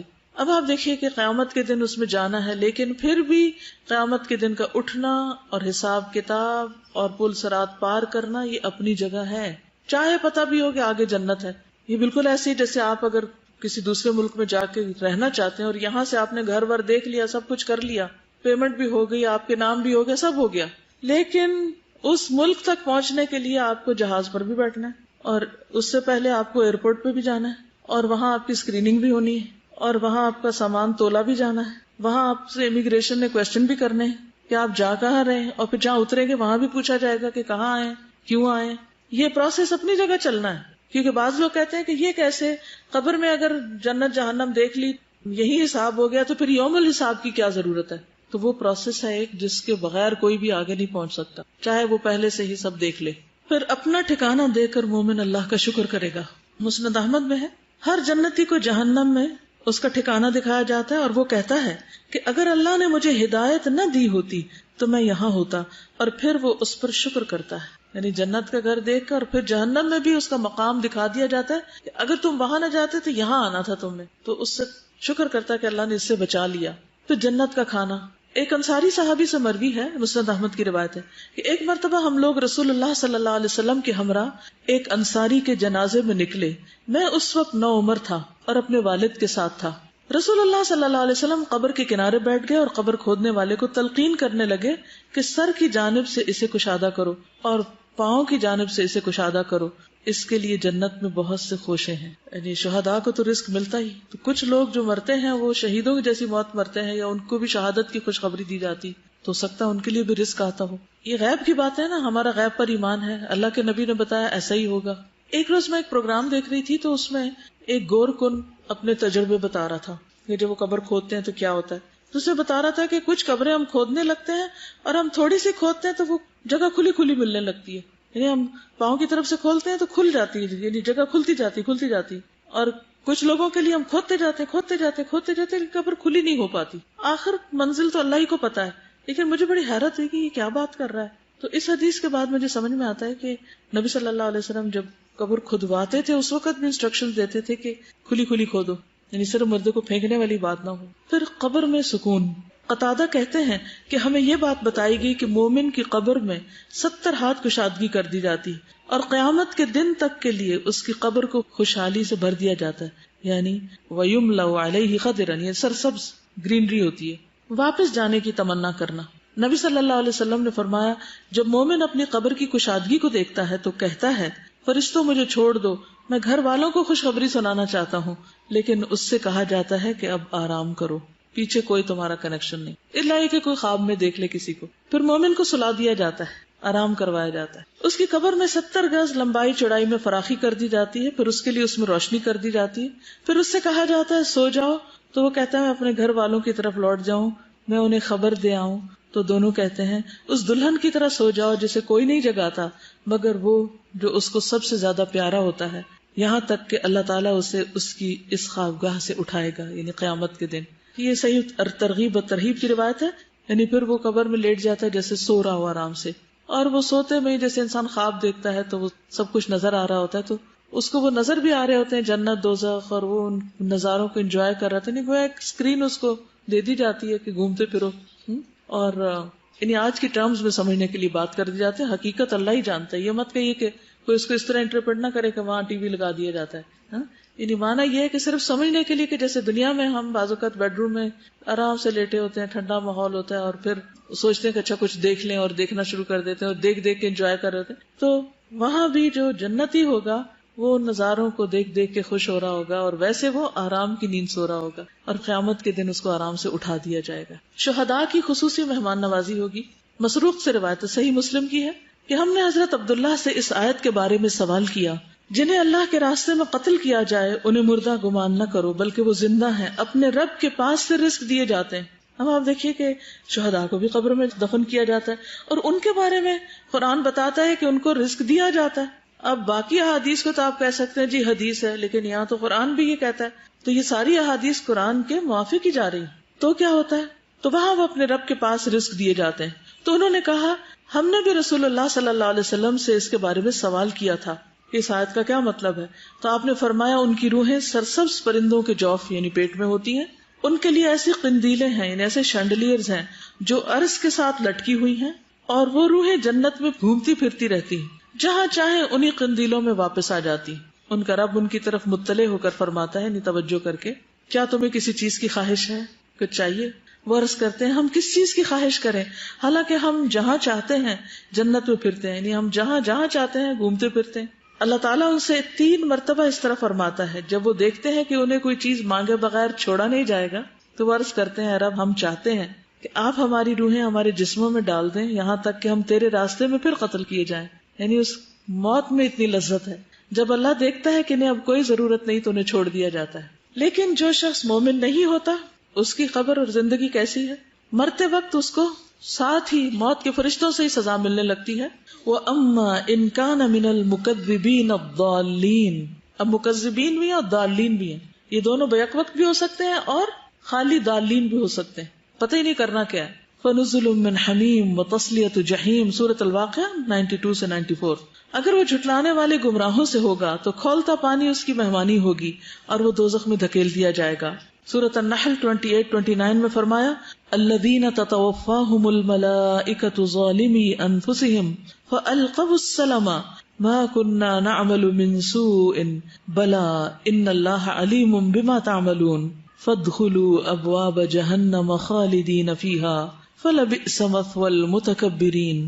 وہ لوگ جو اپنے آپ پر ظلم کر رہے ہوتے ہیں دنیا میں، جب فرشتے ان کی روح قبض کرتے ہیں یا کرنے کے لیے آتے ہیں تو ہتھیار ڈال دیتے ہیں، ہینڈز اپ، ہم کوئی برے کام تو نہیں کر رہے تھے، جھوٹ بولنا شروع کر دیتے، ہم تو کوئی غلط کام نہیں کر رہے تھے، دنیا میں بھی یہی دھوکہ، ہم تو کوئی غلط نہیں کر رہے، ہم تو ٹھیک ہی کر رہے ہیں، تعویلیں دے دے کے ہم سب اپنے کانشیس یا ضمیر کو سلائے رکھتے ہیں۔ فرشتے کہیں گے کیوں نہیں کر رہے تھے جو کچھ تم کر رہے تھے، اللہ یقیناً اسے خوب جانتا ہے، اب جہنم کے دروازوں سے اس میں داخل ہو جاؤ، تم ہمیشہ اس میں رہو گے، غرض تکبر کرنے والوں کا ٹھکانہ بہت برا ہے۔ سورۃ الانفال 50 میں فرمایا وَلَوْ تَرَىٰ إِذْ يَتَوَفَّى الَّذِينَ كَفَرُوا الْمَلَائِكَةُ يَضْرِبُونَ وُجُوهَهُمْ وَأَدْبَارَهُمْ وَذُوقُوا عَذَابَ الْحَرِيقِ۔ کاش آپ اس حالت کو دیکھتے جب فرشتے ان مقتول کافروں کی روحیں قبض کر رہے تھے تو ان کے چہرے اور ان کی پشتوں پہ ضربے لگاتے تھے اور کہتے تھے اب جلانے والے عذاب کا مزہ چکھو۔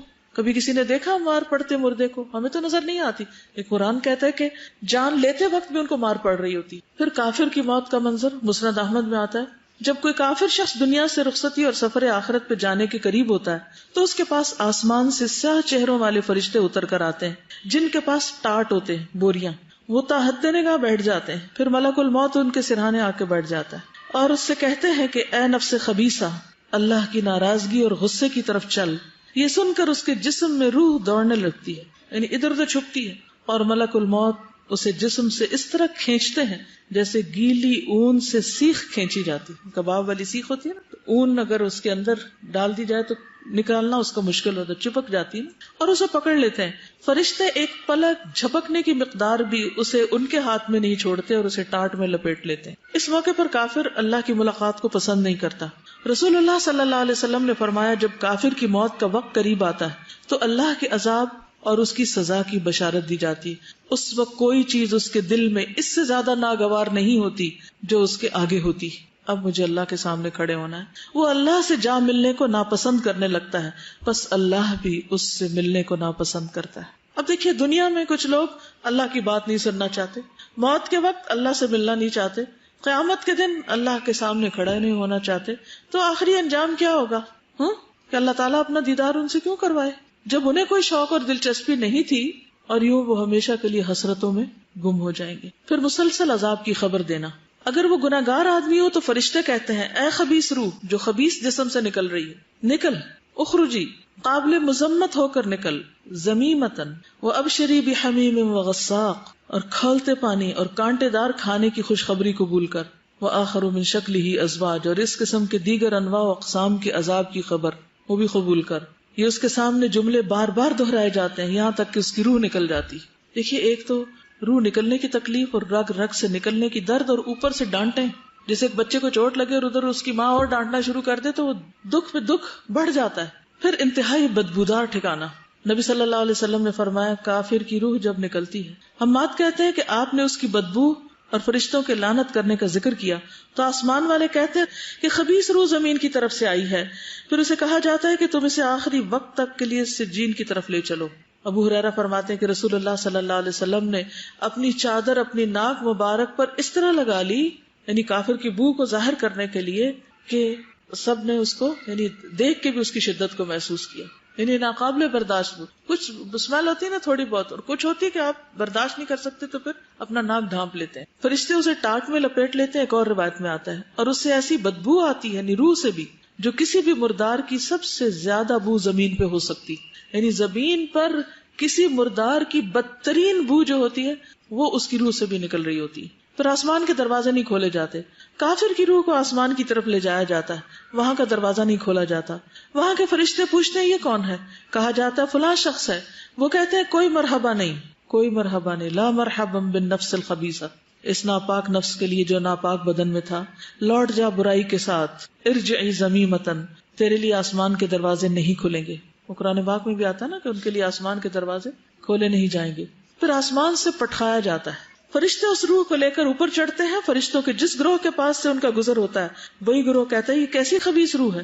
وہ اس کا دنیا میں لیا جانے والا بدترین نام بتاتے ہیں. جو چور ڈاکو مجرم ہوتے ہیں وہ انہی چیزوں کے ساتھ پھر پہچانے بھی جاتے ہیں، یہاں تک کہ اسے لے کر آسمان دنیا میں پہنچ جاتے ہیں، دروازے کھلواتے ہیں، لیکن دروازہ نہیں کھولا جاتا. پھر رسول اللہ صلی اللہ علیہ وسلم نے یہ آیت تلاوت کی، لا تفتح لهم ابواب السماء ولا يدخلون الجنة حتى يلج الجمل في سم الخياط. ان کے لیے آسمان کے دروازے نہ کھولے جائیں گے اور نہ ہی وہ جنت میں داخل ہوں گے تا وقت کہ اونٹ سوئی کے ناکے میں داخل ہو جائے. اللہ تعالیٰ فرماتے ہیں کہ اس کا نامہ اعمال سجین میں سے نچلی زمین میں لکھ دو، یعنی اور گہرائیوں میں، پستیوں میں. اب یہ نچلی زمین کیا ہے اللہ عالم. چنانچہ اس کی روح کو پھینک دیا جاتا ہے.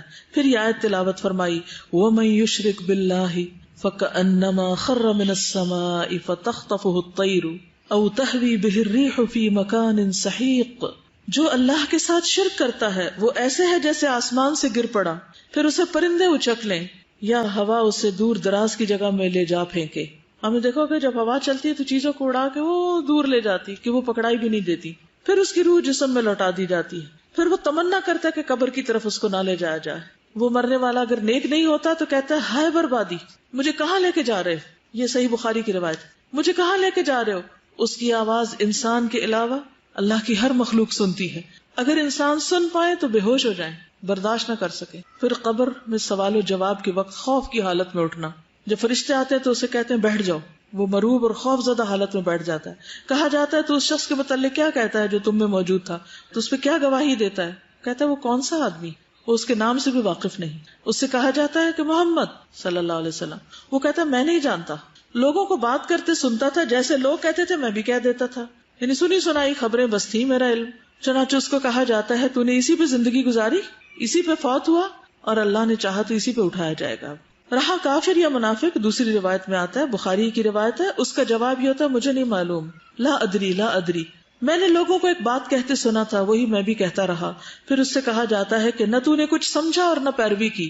اس کے بعد اسے لوہے کے ہتھوڑے سے بڑے زور سے مارا جاتا. وہ اتنا بھیانک طریقے سے چیختا ہے، ایسی چیخیں ہوتی. کبھی آپ نے تکلیف میں کسی شخص کی چیخیں سنی ہے جو پین کی وجہ سے چیخ رہا ہو کسی ہاسپٹل میں یا کسی جگہ پر؟ تو وہ بھی سب سے بدترین قسم کی چیخیں چیخ رہا ہوتا ہے کہ انسان اور جن کے سوائے ارد گرد کی ساری مخلوق سنتی. پھر آسمان سے ایک منادی آواز لگاتا ہے، اس نے جھوٹ بولا، اس کے لیے آگ کا بستر لگا دو، آگ کا لباس پہنا دو. پھر جہنم کا دروازہ کھولا جاتا ہے، قبر تنگ کر دی جاتی. سنن نبی داؤد میں آتا ہے کہ پھر کہا جاتا ہے کہ جہنم کا دروازہ اس کی قبر میں کھول دو. جہنم کی گرمی اور لو اس کے پاس آتی. آج کل آپ دیکھیں کہ اگر آپ ٹھنڈے کمرے سے باہر نکلے تو لٹرلی ایسے منہ پہ تھپیڑے پڑ رہے ہوتے ہیں نا گرمی کے. گھر سے نکلے باہر تو وہاں وہ گرمی کیا گرمی ہوگی. کبھی ابلتی ہنڈیا کا سیک آپ کو یاد ہو تو. اور اس کی قبر اس قدر تنگ کر دی جاتی ہے کہ اس کی پسلیاں ایک دوسرے میں پیوست ہو جاتی. پھر اس کے اعمال انتہائی قبیح شکل میں اس کے سامنے آتے ہیں. ایک آدمی گندے کپڑے پہن کے پاس آتا ہے جس سے بو آ رہی ہوتی اور اس سے کہتا ہے تجھے خوشخبری مبارک، یہ وہی دن ہے جس کا تجھ سے وعدہ کیا گیا تھا. وہ پوچھتا تو کون ہے؟ تیرے چہرے سے ہی شر کی خبر معلوم ہوتی. وہ جواب دیتا ہے میں تیرا گندا عمل ہوں. وہ کہتا ہے اے میرے رب قیامت نہ قائم کرنا. کوئی بھی گندے عمل، چاہے چوری ہو، چاہے زنا ہو، چاہے حرام حرکتیں ہوں، کوئی بھی غلط کام، تو جس قسم کے بھی وہ غلط کام ہوں گے وہ سارے اس کی شکل میں پیوست کر دیے جائیں گے اور وہ عمل اس کے ساتھ رہے گا.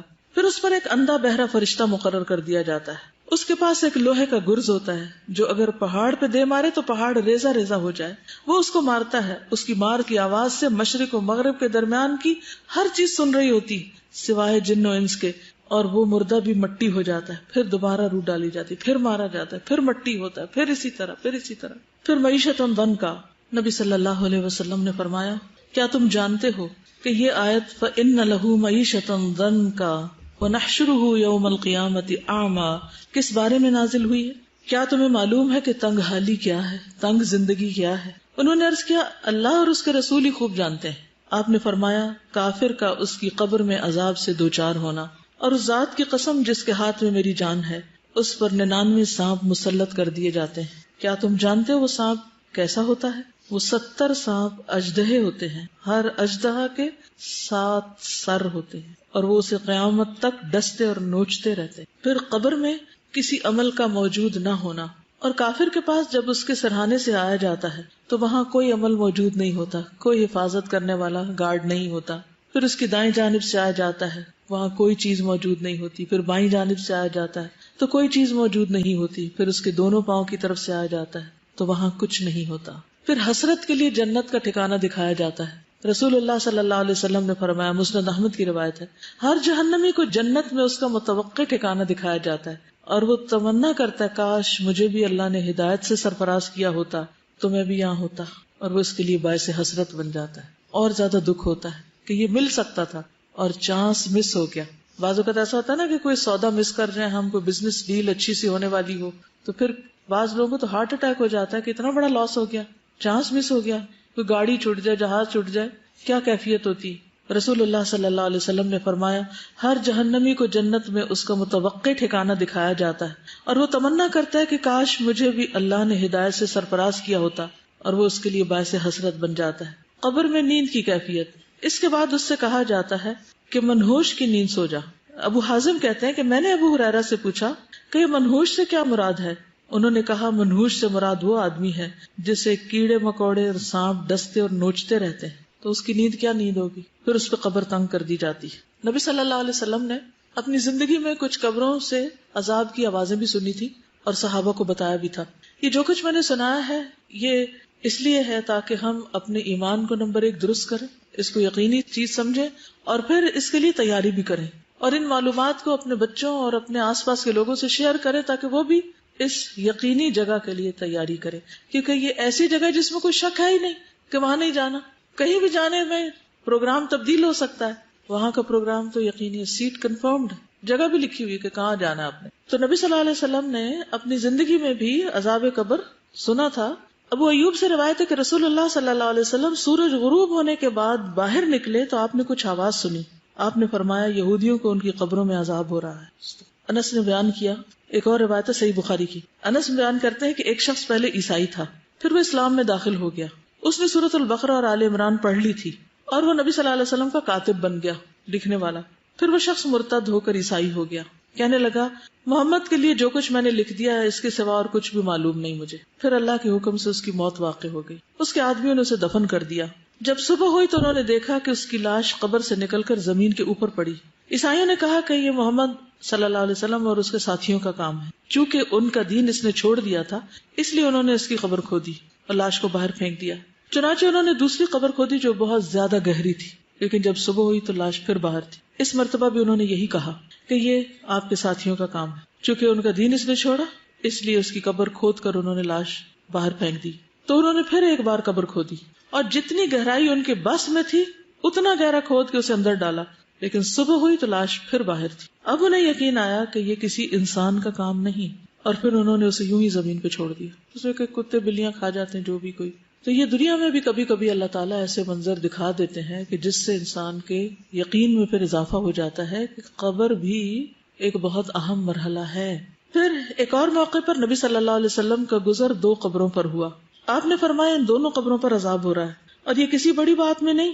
ان میں سے ایک تو چغل خوری کرتا تھا اور دوسرا پیشاب سے بچنے کے لیے احتیاط نہیں کرتا تھا۔ چغل خوری کیا ہوتی ہے کہ ایک جگہ کی خبریں دوسری جگہ پہنچانا اور لوگوں کو لڑانا، مخبریاں کر کے ادھر کی باتیں سن ادھر کی سن اور پھر آگے دوسروں تک اس کو پہنچا کے کام خراب کرنا۔ اور دوسرا نجاست کا فکر نہیں کرتا تھا، یعنی پیشاب کی چھینٹیں اگر ظاہر جسم پہ پڑے، کپڑوں پہ، نہ وضو نہ نماز، کیا حاصل۔ یہ بھی صحیح بخاری کی روایت تھی، یاد رکھیے۔ اب کئی لوگ کہتے ہیں نا قبر میں کہاں سے عذاب ہوتا ہے، تو اللہ کے رسول صلی اللہ علیہ وسلم خود بتا رہے ہیں، اور صحیح ترین روایت ہے، شک کی تو گنجائش ہی کوئی نہیں۔ ایک اور روایت میں آتا ہے، عبداللہ بن مسعود سے روایت ہے کہ رسول اللہ صلی اللہ علیہ وسلم نے فرمایا، اللہ کے ایک بندے کے بارے میں حکم دیا گیا، اور یہ سلسلہ صحیحہ کی روایت ہے، اسے قبر میں 100 کوڑے لگائے جائیں، وہ تخفیف کا سوال کرتا اور دعا کرتا یہاں تک کہ ایک کوڑا باقی رہ گیا۔ جب یہ کوڑا اسے لگایا گیا تو اس کی قبر آگ سے بھر گئی۔ جب اس سزا کا اثر زائل ہوا اور اسے افاقہ ہوا تو اس نے فرشتوں سے پوچھا کہ کس بنا پہ مجھے کوڑے مار رہے؟ انہوں نے کہا، تم نے ایک نماز بغیر وضو کے پڑھی تھی، اور تم ایک مظلوم کے پاس سے گزرے تھے اور اس کی مدد نہیں کی تھی۔ یعنی بعض اوقات ایسا ہوتا ہے نا کہ کوئی شخص کسی مصیبت میں ہوتا ہے، کوئی مشکل میں ہوتا ہے، تو ہم کہتے ہیں کہ کوئی اور دیکھ لے، حالانکہ ہم اس وقت اس کی ضرورت پوری کر سکتے ہیں۔ عذاب قبر سے کچھ لوگ محفوظ بھی رہیں گے، اور ان میں سے نمبر 1 شہید ہیں. شہید رسول اللہ صلی اللہ علیہ وسلم نے فرمایا اللہ تعالیٰ کے ہاں شہید کے لیے 6 خصلتیں. نمبر 1 اس کے خون کا پہلا قطرہ گرتے ہی اسے معاف کر دیا جاتا ہے. نمبر 2 جنت میں اس کا ٹھکانہ دکھایا جاتا ہے. نمبر 3 اسے ایمان کا حلہ پہنایا جاتا ہے. نمبر 4 اسے حور عین سے نکاح کیا جاتا ہے. نمبر 5 اسے عذاب قبر سے محفوظ کر دیا جاتا ہے. نمبر 6 اسے فزع اکبر بڑی گھبراہٹ سے محفوظ کر دیا جاتا ہے اور اس کے سر پر وقار کا تاج رکھا جاتا ہے جس کا ایک یاقوت دنیا و مافیہ سے بہتر ہوگا. پھر سورۃ الملک پڑھنا.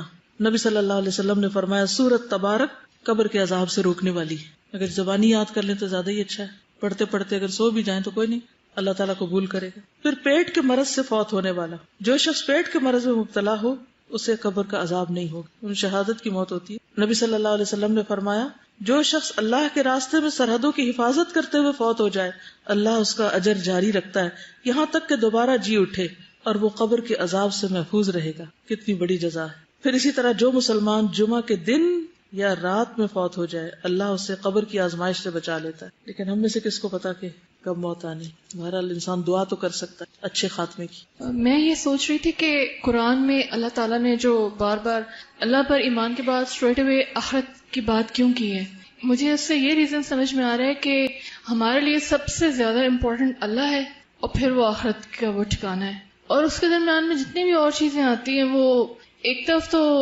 ہمارے لیے ایک ذریعہ ہے کیونکہ ظاہر ہم انہی سے ہی وہ ٹھکانہ کمائیں، لیکن اکثر یہ ہوتا ہے کہ بجائے یہ کہ ہمیں وہ اچھے ٹھکانے تک پہنچائیں ہم ان میں ڈسٹریکٹ ہو کے اپنے اصل کو بھول جاتے ہیں. تو بہت زیادہ جو مجھے فیل ہو رہا ہے وہ آج کے لیسن کا یہ ہو رہا ہے کہ ہمیں یہ دیکھنا پڑے گا کہ کیا ہم باقی سارے حقوق ادا کرتے ہوئے کہیں اپنے جو ہمارے سب سے بڑے جو فرائض ہیں اللہ کے لیے جو ہیں وہ ہی نہ ہم پیچھے کر دیں. اور اگر ہم نے مطلب حقوق العباد کے ہی بعض اوقات اس دھوکے میں ہم آ جاتے ہیں، حالانکہ یہ اللہ کی طرف سے ہی ہم پہ فرض کیے گئے نا. ہم یہ بھول جاتے ہیں کہ یہ حقوق العباد کوئی لوگوں نے نہیں ہم پہ فرض کیے، یہ اللہ نے فرض کیے. اور اگر کوئی بھی شخص یا کوئی بھی چیز ہمارے راستے میں آ رہی ہے تو میرے سوچنا چاہیے.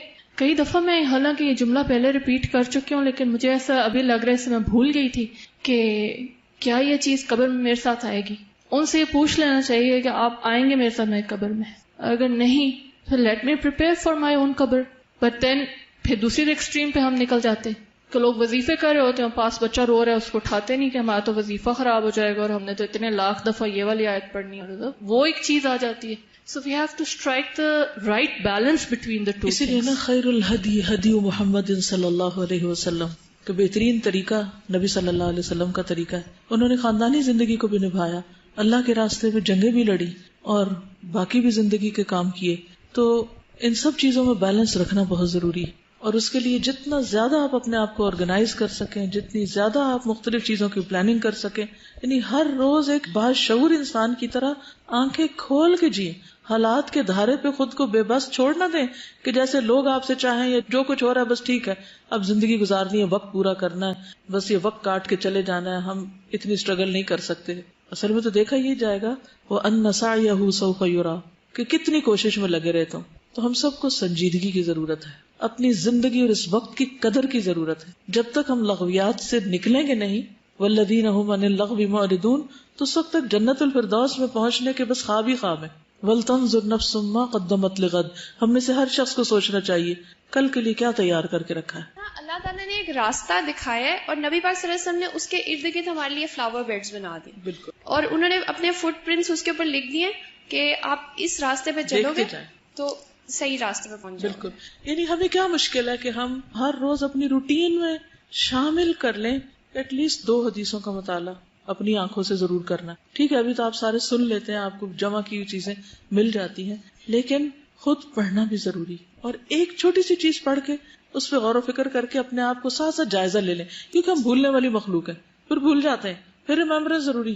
لیکن جب تک اپنی زندگی کے کچھ آپ اصول، ضابطے، کچھ طریقے، کچھ اپنے ساتھ کمٹمنٹس نہیں کریں گے اور ان کو نبھائیں گے نہیں تو بات نہیں بنے گی. جو آخری صرف حدیث ہم نے سنی تھی اتنا مجھے ایک چیز اسٹرائک آؤٹ کری تھی کہ بہت ہیومیلیٹنگ قسم کا عذاب ہے، کہ بہت زیادہ امبیرسنگ ہے، کہ جو ایون جو شاید باہر سے دیکھ رہے ہیں ان کے لیے بھی امبیرسنگ ہو. تو زیادہ تر جو چیزیں ہم نے کرنی ہوتی ہیں وہ ہم اس دنیا میں اس لیے نہیں کرتے because we're embarrassed. ہم پردہ نہیں کر سکتے کہ پتہ نہیں دوسرے لوگ کیا کہیں گے، ہم نماز کے لیے الگ نہیں ہو سکتے because it'll be embarrassing, but we don't realize کہ بعد میں کتنا زیادہ اور کتنا greater extent پہ وہ embarrassing یا humiliating ہوئے گا. جزاک اللہ. سبحانک اللہم و بحمدک اشہد ان لا الہ الا انت استغفرک و اتوب الیک. السلام علیکم و رحمۃ اللہ وبرکاتہ.